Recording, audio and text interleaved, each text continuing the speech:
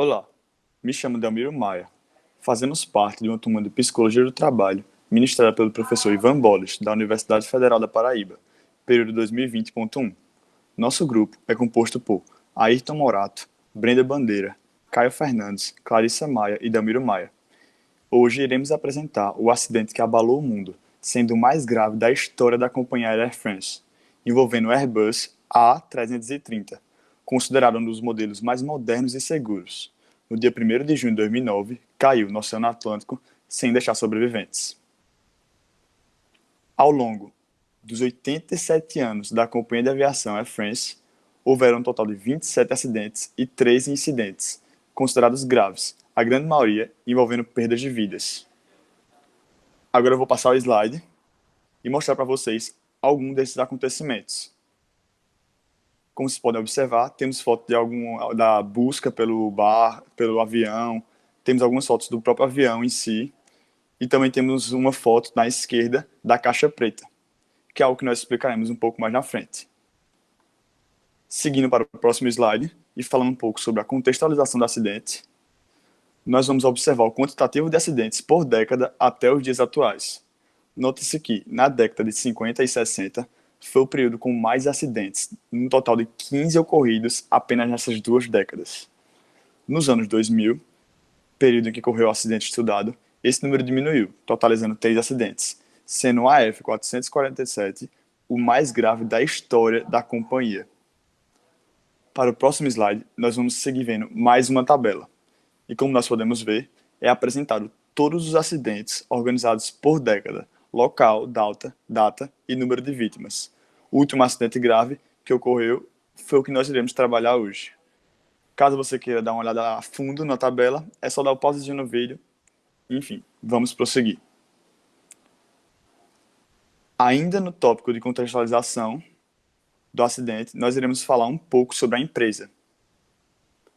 A Air France é uma linha aérea francesa, subsidiária da Air France KLM. Foi fundada em 1933 e é a maior companhia aérea da França, empregando mais de 84 mil pessoas em 2020.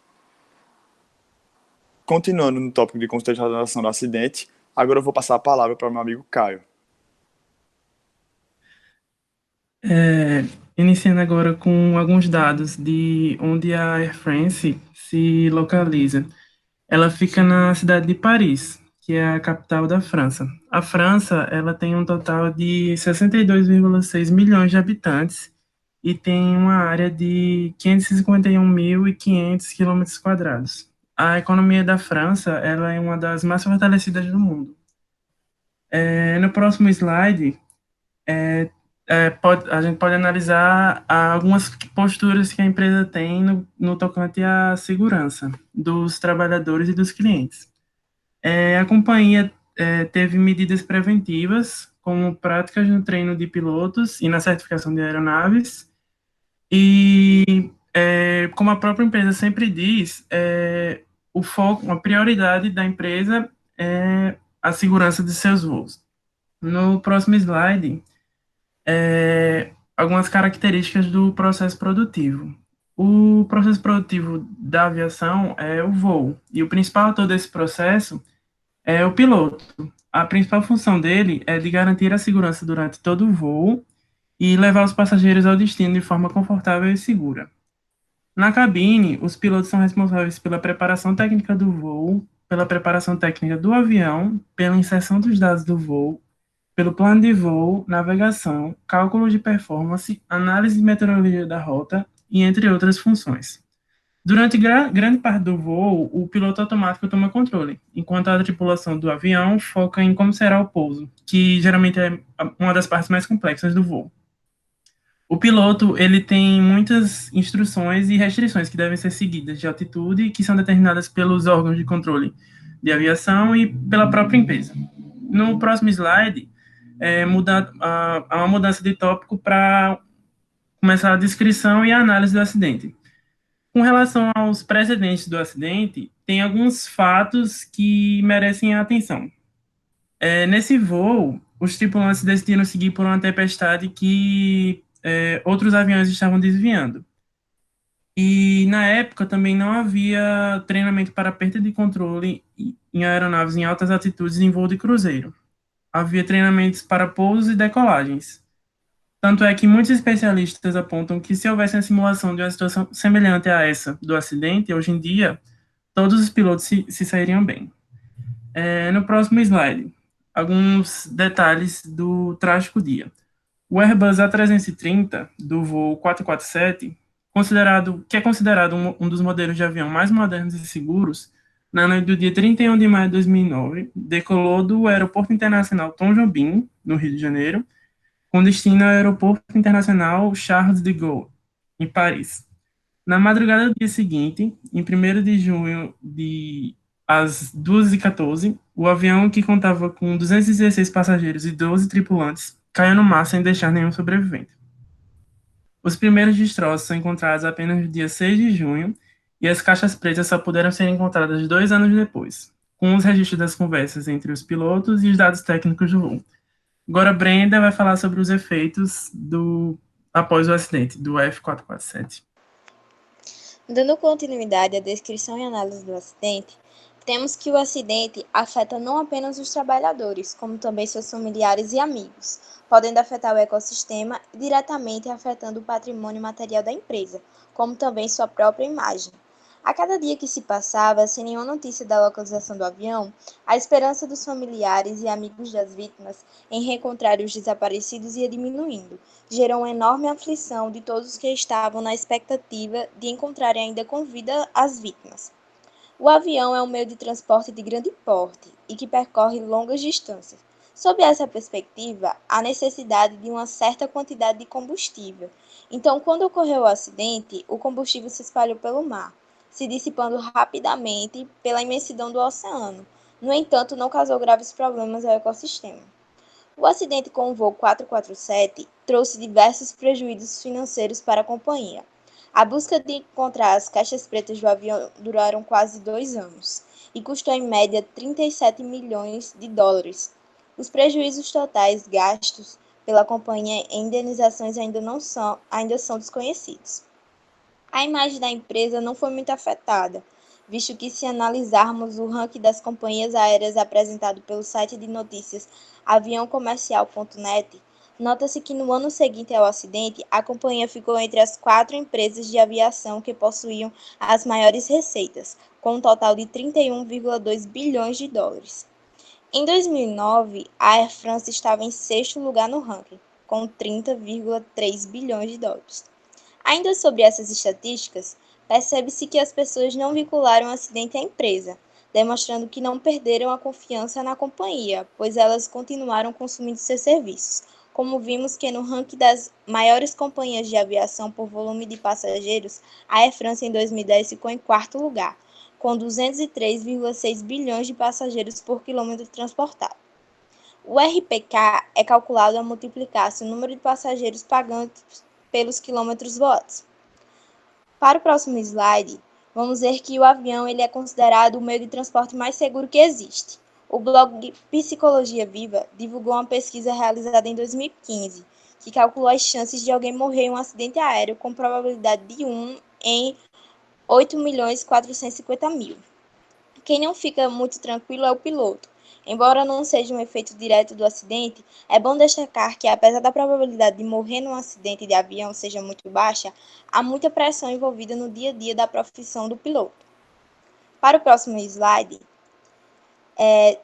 se tentarmos entender os motivos que levaram à ocorrência do acidente, sua origem inicial foi referente a uma falha técnica na aeronave, a qual o piloto teve sua funcionalidade interrompida por ter sido entupido por cristais de gelo ao passarem por uma tempestade.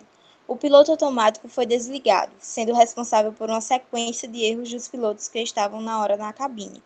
Partindo para a análise do acidente e seus aspectos técnicos e humanos, temos as seguintes informações. Quanto aos aspectos técnicos, se deu com o congelamento das sondas de velocidade, que são os pilotos, que levou a uma incoerência temporária entre as velocidades medidas. No próximo slide, vamos ver que o pitot ele é um instrumento que recolhe ar externo do avião, com auxílio de outros instrumentos. Envia dados de navegação como altitude, velocidade e velocidade vertical. Esse equipamento ele fica localizado na dianteira do avião. No próximo slide, falando sobre a descrição e análise do acidente ainda, agora falando sobre os aspectos humanos, temos a má gestão do fator surpresa e de uma incompreensão total da situação, que assinalam igualmente uma falta de formação, como também o não reconhecimento do descontrole do avião por parte dos copilotos, visto que o comandante estava em seu horário de descanso, como também pode ter sido os diretores de voo, o DV, que induziram os pilotos ao erro. Continuando na linha de raciocínio dos aspectos humanos, Ayrton irá falar sobre os efeitos relacionados a uma das profissões mais estressantes do mundo, a do piloto. De acordo com o portal de notícias R7, pilotos de avião reclamam da pressão psicológica e do excesso de trabalho. Os motivos são muitas horas de trabalho e poucas horas de descanso, e a pressão psicológica relacionada à imensa responsabilidade de transportar centenas de vidas diariamente.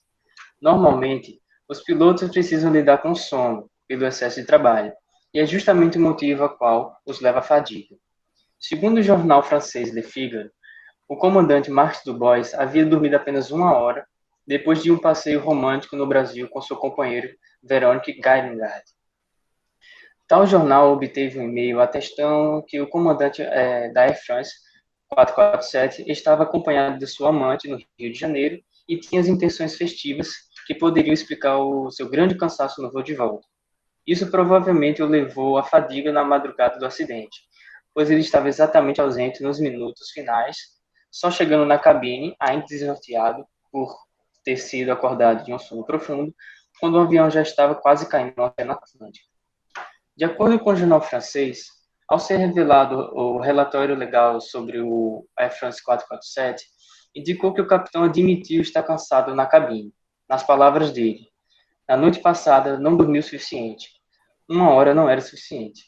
Assim indicava o comandante às 1 hora e 4 minutos. Contudo, não podemos colocar 100% da culpa do acidente nos pilotos, pois a Air France também teve sua parcela de culpa. Na época, a companhia não dava treinamentos de como a tripulação deveria agir em caso de perda de controle das aeronaves em altas altitudes. Outro problema pessoal, relatado pelo jornal francês, foi que o capitão estava passando na época por um problema familiar. Ele estava sofrendo com a relação que tinha com seus filhos. Os problemas familiares e a noite passada com sua amante não foram mencionados no relatório sobre o acidente. Essa omissão, porém, acabou por induzir a conclusão de que o cansaço não havia desempenhado um papel relevante no episódio, embora a atitude desatenta do comandante tenha claramente mostrado o contrário. No próximo slide, nessa foto, podemos ver com clareza o mapa do acidente, mostrando alguns detalhes, como o local no qual ele caiu e alguns dados sobre o próprio avião, como, por exemplo, a fabricação dele, que foi no ano de 2005. Já nessa imagem, no próximo slide, passa o slide aí, Thales. Já nessa imagem, temos uma explicação mais breve dos motivos na qual fizeram o avião cair, em uma sequência cronológica. Primeiro, velocidades medidas ficaram incoerentes. Segundo, os copilotos não haviam sido treinados para tal situação. Terceiro, nenhum dos pilotos faz referência ao alarme stall. Quarto, esse alarme soou por 54 segundos. Quinto, os motores em nenhum momento deixaram de funcionar e os copilotos não anunciaram aos passageiros sobre os problemas. Sexto, o momento do desastre. No próximo slide, mostra como foram os últimos minutos do voo, indo do momento em que o alarme de stall foi soado até o momento da catástrofe. Conforme os dados da caixa preta, o avião encontrava-se numa velocidade de 200 km por hora. A descida durou cerca de 3 minutos e 30 segundos. Agora passo a palavra para Clarissa. Na figura a seguir, temos o exato percurso do avião até a sua queda, mostrando que enquanto caía, ele seguia um movimento em espiral. Vemos também que o ângulo de inclinação é bem alto. Dessa forma, mostrando que a perda de controle do avião foi generalizada. No próximo slide, antes de partir para o próximo fator, temos essa imagem que mostra os coletes ainda empacotados. Assim, concluímos que, além dos tripulantes não terem passado as informações de maneira precisa para as pessoas a bordo, a queda foi algo muito rápido e que não deixou tempo de reação para todos aqueles que estavam no avião. Na próxima imagem, é o momento que a caixa preta está sendo resgatada, que durou quase 2 anos para ser encontrada. Agora, se tratando das repercussões, temos alguns pontos extremamente importantes a serem tratados, sendo elas as mudanças tecnológicas, organizacionais, normativas e práticas. Assim como saber como funciona o monitoramento dessas alterações. O acidente que abalou o mundo era o terceiro acidente grave que comoveu o país em 3 anos. Dessa maneira, foram necessárias várias mudanças para diminuir ainda mais o risco de futuros acidentes, além de possibilitar uma melhor busca pelos locais de acidentes, caso chegue a ocorrer algum. Segundo o Correio Brasiliense, algumas mudanças são recomendadas pelo BIA francês para o avanço nas operações de busca e em investigações sobre causas de acidentes aéreos, sendo elas para evitar difíceis e longas viagens submarinas em busca da caixa preta. O BIA recomendou que as caixas pretas pudessem ser ejetadas do avião e flutuassem no mar. Outro ponto importante e que permite complementar investigações sobre causas de acidentes é a gravação dos voos. Dessa forma, tendo maior acesso ao que aconteceu na cabine, a modificação e evolução dos treinamentos dos pilotos para o voo manual em altas altitudes é outra mudança que vai diminuir bastante o risco de acidentes, sendo assim de extrema importância para a aviação de segurança mundial. O BIA, Escritório de Investigações e Análises para a Segurança da Aviação, é uma agência do governo francês criada em 1946, com a missão de investigar e analisar os acidentes aéreos e fazer recomendações de segurança baseada nos resultados dessas investigações. O reforço no treinamento de CRM para situações de alta carga emocional também é algo que vai suavizar bastante o peso que os pilotos carregam ao decolarem. CRM é uma das ferramentas mais importantes de segurança operacional da aviação que já foram feitas. Além disso, modificar e definir claramente as funções do piloto que vai ocupar o lugar do comandante na hora que o comandante for descansar. É algo essencial para o bom andamento do voo. Outro ponto, né, é a indicação do ângulo de ataque do avião passou a ser obrigatório e acessível aos pilotos. A transmissão da geolocalização do avião em tempo real foi algo introduzido e a implementação de planos de salvamento e resgate entre Brasil e Senegal, algo que não existia na época. Se tratando agora do monitoramento nas mudanças, a responsabilidade das investigações ficou a cargo do governo francês, país em que a aeronave estava registrada. Já o Brasil ficou responsável pela busca dos corpos, resgate de vítimas e destroços. Tempo depois das investigações iniciarem, um inquérito técnico foi aberto pela autoridade francesa responsável pela análise do acidente para esclarecer as causas e propor medidas preventivas. Esse inquérito gerou 4 relatórios oficiais, divulgados entre julho de 2009 e julho de 2012.